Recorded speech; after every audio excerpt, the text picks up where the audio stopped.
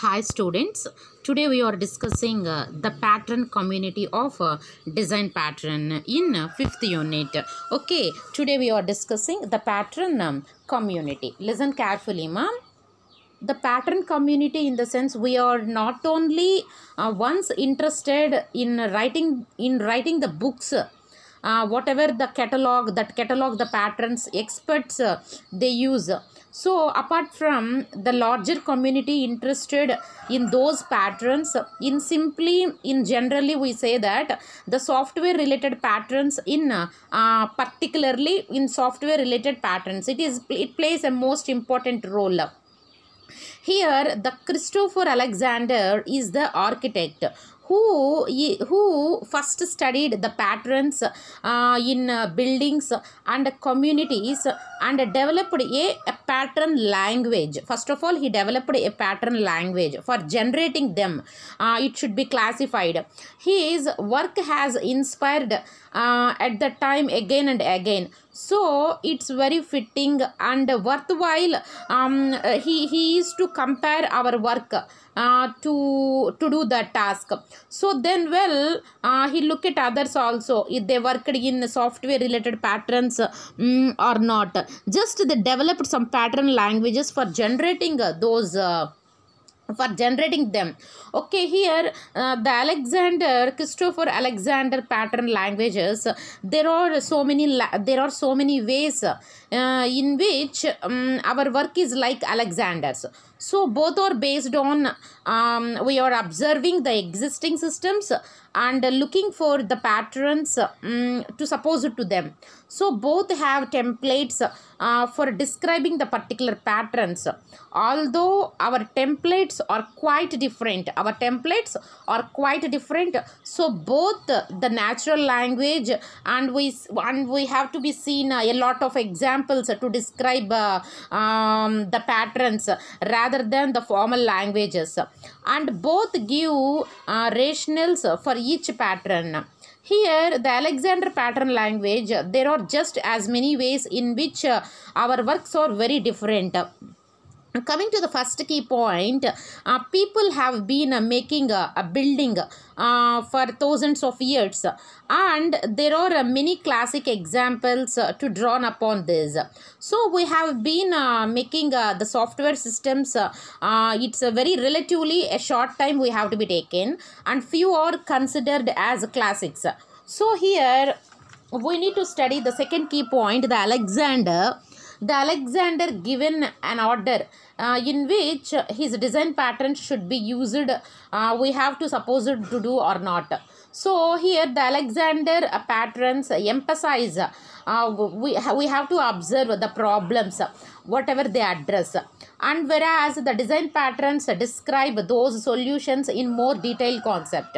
So the Alexander claims his pattern, it will generate some complete buildings. Just we do not claim that our patterns will generate the complete programs. So here our concept in mainly we said, whenever the Alexander claims you can design a house simply by applying his patterns one after another, he has to achieve some similar goals to those of object-oriented design methodologies. So who give some step-by-step rules to design the pattern. Here the Alexander does not deny the need for creativity. So some of the patterns it required, we need to understanding whatever the living habits of the people who will use the building and his belief in the poetry of whatever we need to design, that implies a level of expertise just to beyond the pattern. Whatever the language itself. So here, here that description of how the patterns, how those patterns generate designs, just implies that a pattern language. It can make to you the design process. Just we need to deterministic, and we have to do that. It will be a deterministic and repeatable. So the coming to the point of Alexander point of view, it has very helped us to focus on design the trade-offs and just the implementation of that patterns. So those the different forces that help shape a design. So his influence made us work very harder to understand the applicability, whatever when we are use that apply to this particular pattern, and the consequences of our patterns, which describes the results of everything underlying this pattern. So it also kept us from worrying about just we need to defining a formal representation of design patterns. Although we have to be seen such an internal representation, it might make automatically the patterns, it should be very possible at this stage. So it's more important, just we need to explore the space of design patterns than to formalize it. So here, from the point of view, Alexander do not form a pattern language. So we need to given the variety of software systems, whatever the people we need to build up, it's very hard to see how we could to provide a complete set of patterns. Here we seen some step-by-step instructions for designing an application. We can do for certain classes of applications such as report writing or making a forms entry systems. So here, but our catalog of design patterns, here we need to take some just a collection of related design patterns. We can't pretend it's a pattern language. So in fact, we think it's unlikely that there will be a complete pattern language for the software design patterns, but it is very certainly it should be possible to make one that is more complete. So we include our framework concept and how to use them, the patterns for user interface design. We need to just analyze the patterns and all other aspects of we need to developing some software design patterns, just a part of larger pattern language for the particular software.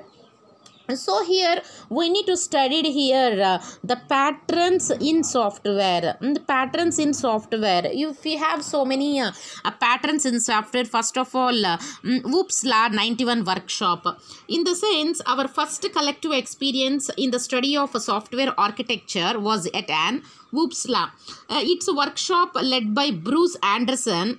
Here the workshop was dedicated to developing a handbook for software architects. In the sense, just we are judging from this book, we suspect the architecture encyclopedia, it will be a more suitable name than architecture handbook. So here the first workshop has led to a series of meetings.